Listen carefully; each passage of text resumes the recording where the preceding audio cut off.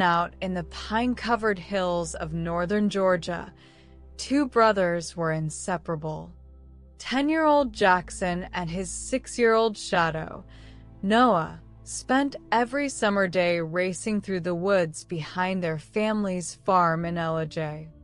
They were barefoot, sunburned, and fearless.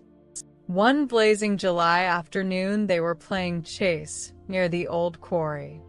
Jackson, always faster, darted ahead yelling, "Bet you can't catch me this time." Noah laughed and sprinted after him.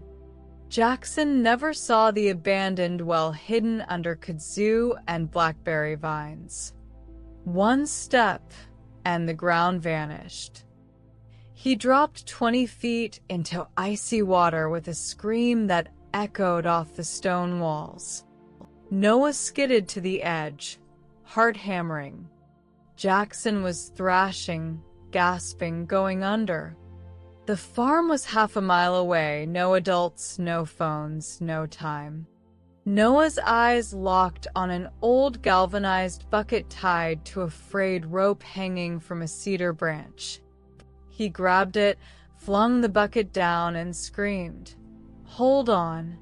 Jackson latched on with both arms. Now the impossible part, a 60-pound kid trying to haul a 100-pound kid straight up a well. Noah planted his feet, wrapped the rope around his wrists, and pulled like the world was ending. Veins popped in his neck. His palms bled. The rope burned. Every muscle screamed, but he kept repeating through clenched teeth, "I'm not letting go." Inch by inch, then foot by foot, Noah dragged his brother up the wall. With one final heave, he yanked Jackson over the lip, and they both collapsed in the red clay, soaked, shaking, alive. When they stumbled back to the farm and told the story, the neighbors laughed themselves silly. A 6-year-old pulling a 10-year-old out of a well? Boy, that's taller than Paul Bunyan.